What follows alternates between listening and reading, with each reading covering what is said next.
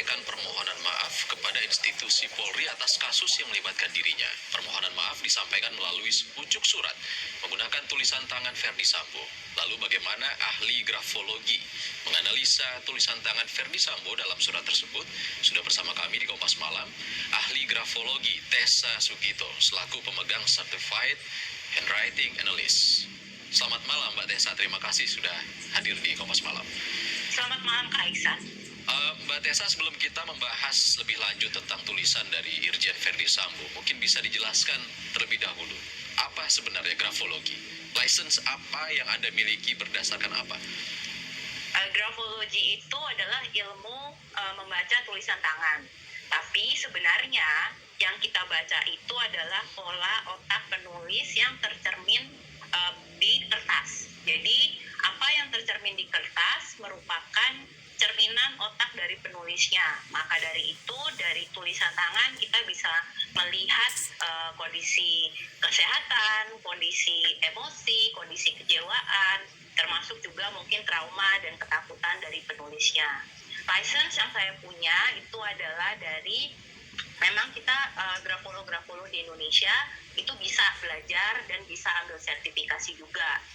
Ada beberapa sekolah di Indonesia yang memang mengajarkan ilmu ini gitu. Jadi sebenarnya ilmu ini pun juga bukan ilmu yang baru.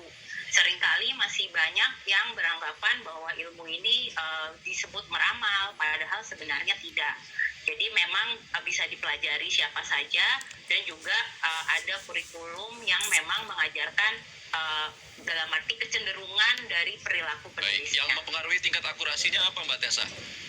Yang mempengaruhi tingkat akurasinya dalam arti ini karena sudah ada studi empiris ya. Jadi kan untuk melihat suatu tulisan itu kita melihat dari tekanan, terus juga dari tekanan tulisan, tekanan pena, terus goresan bentuk hurufnya, seperti itu. Baik Mbak Tessa, dari tulisan tangan Irjen Verdi Sambo, apa yang bisa Anda lihat terkait dengan kepribadian Verdi Sambo?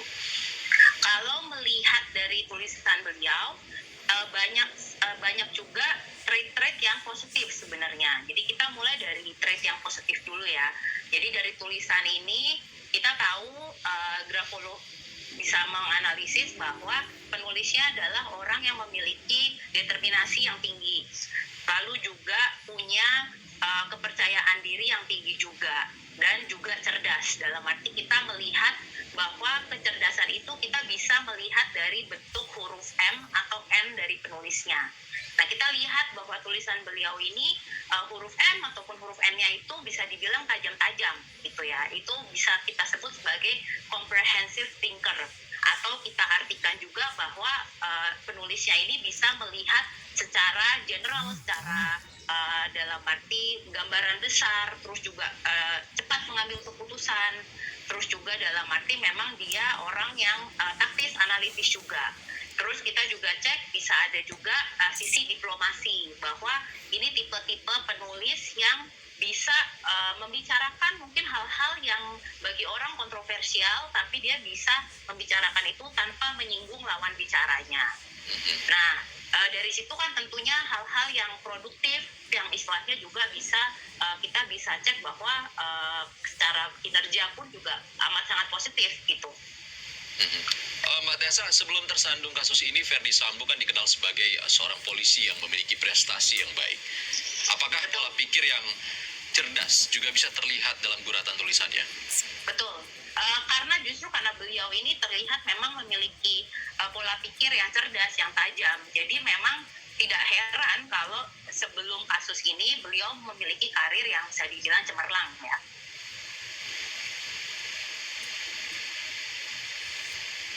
Begitu. Mbak Tessa, kalau dalam tulisan tangan Irjen Verdi Sambo, apakah ilmu grafologi juga bisa menganalisa seperti apa karakter dari seorang Verdi Sambo? Bisa juga. Tadi kan kita membahas tentang pola pikir. Nah, kita juga bisa melihat karakter-karakter yang ada di tulisan beliau. Itu termasuk di sini tipe-tipe, istilahnya ada tulisan yang ini huruf E-nya kan cenderung sempit ya. Jadi tidak terlihat ada loop-nya. Itu biasanya penulis-penulis yang seperti ini punya kecenderungan untuk sulit mendengarkan masukan atau saran dari orang lain. Cuma mungkin kita bisa memaklumi karena pola pikir beliau yang cerdas gitu kan.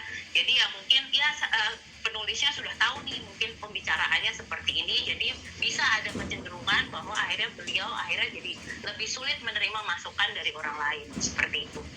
Oke, kalau dari tulisan tadi Anda mengatakan sejumlah karakter ataupun sifat positif dari seorang Ferdy Sambo. Apakah karakter negatif ini juga bisa terlihat dalam tulisan tangan? Bisa juga, tentu saja kan tidak ada pribadi yang sempurna ya. Jadi dari tulisan pun kita juga pasti bisa melihat sisi positif maupun sisi negatif dari penulisnya, seperti itu. Nah, begitu pula dengan tulisan penulisnya ini gitu ya. Tulisan yang saya terima ini yang kita lihat di sosial media itu juga memiliki kecenderungan karakter yang bisa dibilang kurang positif lah, seperti itu. Seperti apa contohnya Mbak Tessa? Oke, ada ciri-ciri temperamental ya. Jadi kita bisa cek dari tulisan beliau memang tipe-tipe penulis yang mudah marah atau mudah tersinggung juga. Terus juga memang dari tulisan beliau ini ada ciri-ciri sensitif gitu. Jadi karena sensitif terhadap kritik, sensitif terhadap saran, termasuk juga ditambah juga dengan narrow mindedness ini ya, yang tadi yang saya bilang bahwa ada kecenderungan sulit menerima saran dari orang lain. Mbak Tessa, maaf, dari guratan yang mana Anda bisa menganalisis bahwa seorang Ferdy Sambo adalah orang yang mudah marah? Oke, kalau untuk dari, kita bahas yang sensitif dulu ya. Kalau untuk sensitif ini kita bisa cek biasanya ada di huruf D atau huruf T dari penulisnya. Biasanya huruf D-nya itu memang besar-besar tangkainya. Jadi bentuknya seperti balon ya. Ada loop-nya. Nah, loop-nya itu semakin besar loop-nya, biasanya penulisnya akan semakin mudah tersinggung. Nah, ini kan kita bisa cek dari tulisan beliau, memang huruf D di tulisan beliau itu memang besar-besar. Nah, selain itu kalau misalnya untuk temperamental dan dalam arti juga mudah marah ataupun juga ada kecenderungan agresif fisik ataupun misalnya bisa mukul atau bisa tindakan kekerasan fisik, itu kita bisa cek juga dengan tekanan atau penebalan yang ada di huruf-huruf yang ada tangkainya. Bisa di huruf T atau bisa di huruf P. Ini yang saya lingkarin, warna hijau itu, jadi kelihatan bentuknya tuh seperti pentungan gitu. Dalam grafologi ini juga bisa dibilang club stroke ya, karena bentuknya seperti pentungan kasti seperti itu. Nah, ini dengan indikasi-indikasi seperti ini itu bisa mengarah bahwa penulisnya memang memiliki kecenderungan untuk melakukan kekerasan fisik atau ya kekejaman juga bisa diartikan seperti itu. Itu akurasi dari analisisnya seperti apa, Mbak? Kalau berdasarkan statistik dan maksudnya berdasarkan penelitian, akurasi dari analisis grafologi itu bisa 85% ke atas. Dan kembali lagi ya kembali ke jam terbang grafolognya ya, seperti itu. Cuma berdasarkan penelitian dan statistik itu 85%. Apakah grafologi ini nantinya bisa digunakan oleh penyidik untuk menjadi bantuan dalam kebutuhan penyidikan, Mbak Tessa? Nah, dalam arti untuk expert opinion bisa, cuma mungkin ya tidak tahu lah, saya kurang mengerti dalam arti hukum Indonesia apakah bisa menggunakan analisis grafologi itu sebagai tambahan bukti. Nah, itu kembali lagi saya serahkan ke kepolisian. Kalau grafologi ini apakah juga bisa menganalisis struktur kata atau kalimat yang ditulis oleh seorang penulisnya, atau hanya guratan tangannya saja? Dalam grafologi, analisis grafologi, kita menghindari isi cerita penulisnya sebenarnya. Karena isi cerita itu bisa menambah bias, kan subjektif ya. Jadi memang yang kita analisis itu ya dari guratan tulisannya, bentuk hurufnya, penekanannya, tebal tipis tulisannya, seperti itu. Nah, biasanya isi ceritanya, konten ceritanya itu hanya menambah informasi saja dari analisis yang sudah dilakukan. Oke, Mbak Tessa, kita masuk ke bagian tanda tangan dari Irjen Ferdy Sambo. Seperti apa Anda melihat tanda tangannya? Nah, kalau berdasarkan kembali lagi grafologi itu selain menganalisis bentuk, kita juga dalam arti banyak simbol-simbol ya. Dan ini memang dari tanda tangan beliau, ini memang terlihat dalam arti bentuknya itu kita sebut fellowship, atau mungkin ya mohon maaf ini bentuknya seperti alat kelamin pria seperti itu. Nah, dengan analisisnya memang karena simbolnya seperti itu biasanya kembali lagi kecenderungan penulisnya memiliki kecenderungan seksual fantasi atau fantasi seksual yang lain dari biasanya atau unconventional atau mungkin bisa dibilang di luar umum atau norma umum lah seperti itu. Oke, untuk karakter dari Ferdy Sambo sendiri juga bisa digambarkan tentunya dari tanda tangan tadi. Nah, kalau tanda tangan itu kan sebenarnya bisa diartikan branding ya. Jadi pencitraan atau yang terlihat sekilas lah dari penulisnya. Kita sebagai grafolo tentu saja harus tetap membandingkan dengan tulisan asli dari penulisnya untuk mengambil analisis yang lebih holistik seperti itu. Selain simbol, Mbak Tessa, bagian mana saja dari sebuah tanda tangan yang ditulis seorang penulis ini yang bisa menunjukkan karakter seseorang? Apakah itu tekanan tulisannya ataupun panjang garisnya? Seperti apa? Tanda tangan dari beliau ini memiliki underline atau garis bawah. Nah, dalam grafologi garis bawah itu memiliki arti yang bagus sebenarnya. Jadi biasanya penulis-penulis seperti ini memang memiliki jiwa leadership atau jiwa kepemimpinan yang baik. Terus juga self-reliant atau ya mandiri bisa mengambil keputusan dengan cepat, yang juga kalau kita bandingkan dengan tadi analisis tulisannya ya sesuai karena beliau juga memiliki pola pikir yang cerdas seperti itu. Oke, kalau terkait tulisan kembali lagi Mbak Tessa, apa lagi yang bisa ditunjukkan dari tulisan seorang Ferdy Sambo ini? Kalau dari sampel yang kita lihat juga ya, itu beliau kalau kita lihat dari margin suratnya itu ada ciri-ciri juga di mana beliau memiliki trauma atau ketakutan akan masa lalunya seperti itu.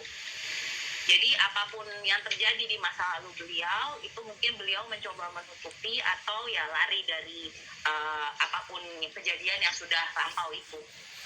Dilihat dari mana Mbak, apa yang bisa menunjukkan kalau seorang penulis itu mempunyai trauma? Biasanya margin kirinya itu lebar, jadi menjauhi dari margin kiri. Ini kan kalau kita cek dari full fotonya ya yang tersebar di sosial media, itu kan memang margin kirinya itu kelihatan jauh dari batas kertas kiri ya. Nah itu kelihatan memang lebar sekali. Nah kembali lagi biasanya tipe-tipe penulis seperti itu memang ada ketakutan akan masa lalunya seperti itu. Oke, lalu terkait dengan trauma itu dari tulisan ini, apakah ditunjukkan juga bagaimana seseorang penulis itu menghadapi traumanya?